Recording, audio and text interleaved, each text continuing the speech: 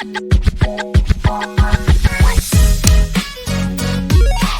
bien bonjour à tous, aujourd'hui je vous souhaite une joyeuse année et on va parler de l'airflow. Donc qu'est-ce qu'il faut savoir sur l'airflow? Quelles sont les conditions à avoir ou non pour avoir un bon airflow? Tout d'abord on va voir en revue qu'est-ce que c'est un airflow. L'airflow, donc comme son nom l'indique, c'est l'air qui va circuler dans votre PC. Donc comment savoir et faire en sorte que votre PC circule le plus d'air possible? Donc tout d'abord vous allez devoir regarder sur votre boîtier, donc comme ceci est un boîtier. Vous allez devoir regarder combien de ventilateurs vous pouvez mettre au maximum. Donc moi, je peux mettre 1, 2, 3, 4, 5, 6, 7, 8 et 9 à l'arrière. Donc je peux mettre 9 ventilateurs. Mais est-ce qu'il faut vraiment mettre les 9 ventilateurs pour avoir le meilleur airflow possible? Eh ben non, pas forcément. Parce que tout d'abord, ce qu'il faut savoir, c'est qu'un ventilo, ça a un sens. Un sens d'entrée et un sens de sortie. Donc voici un ventilateur. Là, en l'occurrence, c'est un ventirad, parce que je n'ai pas de ventilateur sous la main.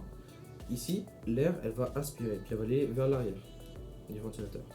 Donc si vous mettez votre ventilateur comme ceci, donc face ici, puis là, ça va aspirer vers votre processeur, donc ça va aller vers l'avant du boîtier, et bah c'est pas bon.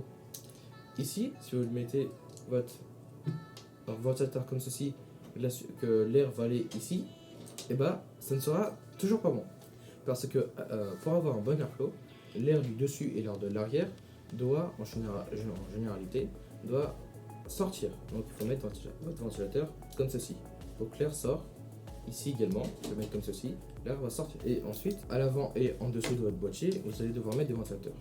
Donc vous n'allez pas devoir les mettre comme ceci, car là l'air va sortir, donc ça n'a plus aucun intérêt.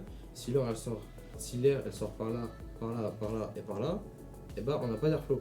L'air elle sortira juste, mais on n'aura pas un renouvellement de l'air. Ici également, à l'avant du boîtier, il ne faut pas mettre les ventilateurs comme ceci, car sinon l'air va sortir à l'avant. C'est pas un bon airflow. Donc on a différents types d'airflow. On a deux.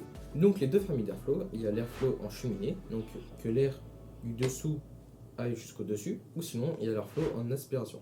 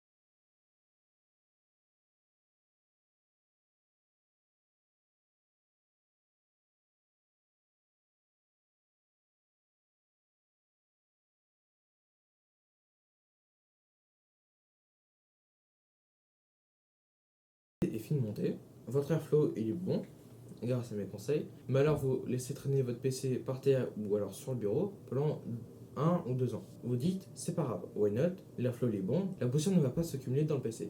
Eh bien non, détrompez-vous. car même si vous avez un bon airflow, la poussière va tout de même s'accumuler sur les composants, car les composants ne sont pas lisses, il y a des reliefs, forcément. Le fait que votre PC aspire de la poussière, là, n'est pas vraiment si grave que ça, car votre PC va forcément aspirer de la poussière à un moment ou à un autre. Mais le problème, c'est qu'il faut que votre PC soit bien entretenu, car les ventilateurs peuvent s'encrasser, ce qui peut faire mourir les ventilateurs, ou alors les ventilateurs ne vont pas fonctionner correctement. Donc là, ça va être le cas le plus simple à traiter, car vous aurez juste à démonter le ventilateur et à le nettoyer. Là, jusqu'ici, ce n'est pas grave.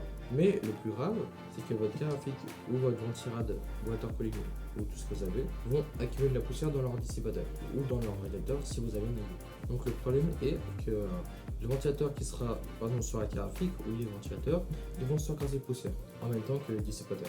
Donc comme vous pouvez voir juste ici, il y a un radiateur dans la carte graphique. Ici, ça fait tout le tour. Donc ce radiateur là, il va s'encrasser de poussière, ce qui fait que l'air qui va être aspiré par les radiateurs, l'air va se bloquer, donc ça ne pourra pas bien refroidir votre carte graphique. Donc tout cela, qu'est-ce que ça fait pour votre PC ou pour les composants concernés? Par exemple, on va prendre l'exemple pour la carte graphique, ça va faire que la carte graphique, vu que l'air va circuler moins vite et va moins bien circuler, ce qui fait que votre carte graphique va avoir tendance à chauffer.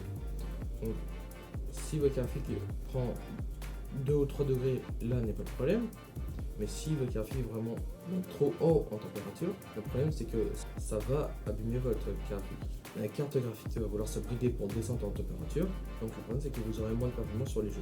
Si vous avez un ventilad, peu importe lequel qu'il soit, un top flow comme celui-là, ou alors un tower cool comme celui-là, le radiateur va s'encrasser de poussière également, et l'air va beaucoup moins circuler, ce qui va faire chauffer votre processeur. Donc là est l'intérêt de bien dépoussiérer son PC et de l'entretenir régulièrement. Environ, moi je recommanderais tous les 2 à 3 mois en fonction de là où vous placez votre PC.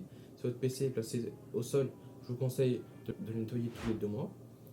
Et si votre PC est sur votre bureau, tous les 3 mois. Ensuite, on va passer à un nettoyage complet de votre PC. Donc là, je vous recommande de faire ça tous les ans. Donc de changer la pâte thermique de votre processeur et peut-être de la carte graphique en fonction de voir si la pâte thermique elle est récente ou non. Donc pour ceci, un grand nettoyage, il faudra que vous démontez tout votre PC, les ventilateurs, les composants, donc retirer la carte mère, le ventirad ou l'IO et de tout. Donc voilà, maintenant on a passé en revue tout ce qu'il fallait faire pour l'airflow, le sens des ventilateurs et quand faut-il nettoyer son PC en profondeur donc tous les ans et un nettoyage régulier tous les 2 à 3 mois. Donc voilà, n'hésitez pas à regarder la vidéo une deuxième fois pour être bien sûr d'avoir tout compris pour le faire ensuite sur votre PC ou sur un PC d'un ami. Donc n'hésitez pas à mettre un pouce bleu, à vous abonner, à lâcher un commentaire pour nous dire comment vous avez trouvé cette vidéo.